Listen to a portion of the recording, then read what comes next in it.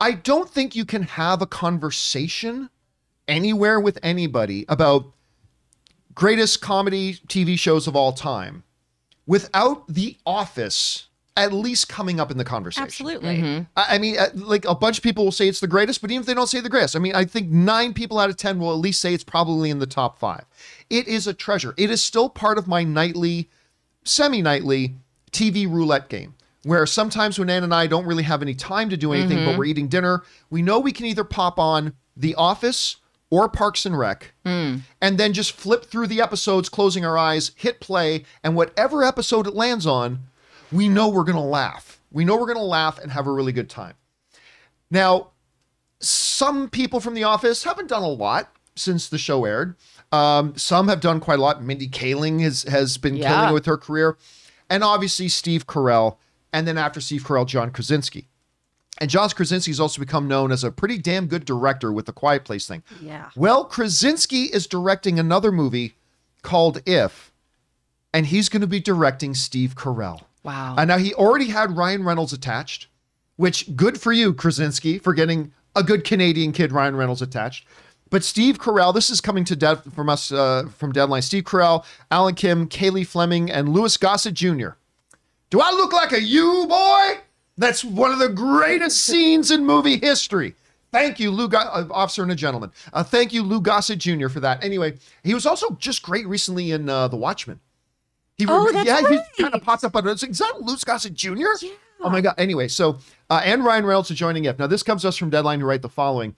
Fans of The Office look to be getting a long-awaited reunion as Steve Carell is set to join former Office cohort John Krasinski in the Quiet Place Homer's next directing gig, If, at Paramount Pictures. Alan Kim, Kaylee Fleming, and Louis Gossett Jr.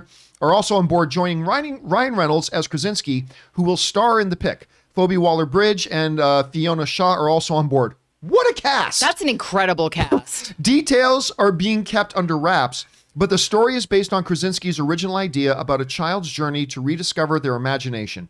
Krasinski will direct, write, and produce the original film via his company Sunday Night, with partners Allison Seeger and Andrew Form producing. Reynolds will also produce with his company Maximum Effort, and George Dewey will executive produce. Anyway, what it's about, I'm not going to lie to you, I almost don't care.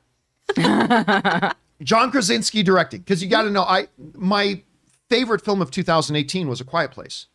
Like, it was my #1 favorite film of the year. I loved A Quiet Place 2. What he has shown he's able to do as a director is nothing short of amazing. Phoebe Waller-Bridge, Ryan Reynolds. I mean, this cast, Academy Award winner, Louis Gossett Jr. You start putting this together, being directed by him, you could almost say any formulaic synopsis and I'm on board. This sounds to me like it's great. I'm very excited. Aaron, you hear about this. I know, you're a big fan of a lot of these people. What do you think about this? Does this excite you? Like, what do you think about actually having Krasinski and Carell reunited? Well, first of all, I'm going to go ahead and out myself and just say what I said before the show started. And you said, hey, we've got an off the top. Steve Carell and John Krasinski are going to be reunited for this new project. And Ding Dong Doofus over here said, I remember this. What else did they work on together? And the entire, the record scratched. Everyone in the room looked at me and went, there's a show called The Office. You might have heard of it. So, yes. And in fact, this is not the first time that John Krasinski will be directing his on-screen boss, because John Krasinski also directed many episodes of The Office and was a producer on The Office, which we don't know, the word producer, especially in television, we don't know exactly to what capacity that meant. Obviously, as the show goes on and becomes more successful, some of the more higher ups on the show, as far as the cast goes, do get those producer credits. But this sounds incredible. One of the things that is often said about directing is that once you get the right cast, the directing part is easy, and that the actual casting is the hardest part of directing, because really, when you put together the right ingredients and you put together performers who naturally have chemistry with one another and who embody the spirit of what that role is supposed to be, you kind of then just get to let them play. You create a playpen for them and you go, okay, now do your thing.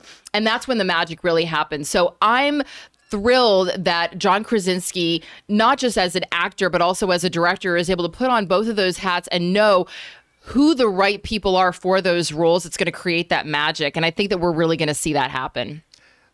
Chris, when you hear about this, I know you're a fan of The Office and all that kind of stuff. I mean, there's a lot to be excited here. Krasinski directing, Krasinski and Carell together again, Ryan Reynolds, Waller-Bridge, and like, what stands out to you? What really makes this an interesting story to you? I mean, honestly, what really stands out to me right now is that Ryan Reynolds is going to be acting in something. It was just in December that he was telling folks he was going to take a step back. He was going to take a bit of a sabbatical so he could spend more time with his family.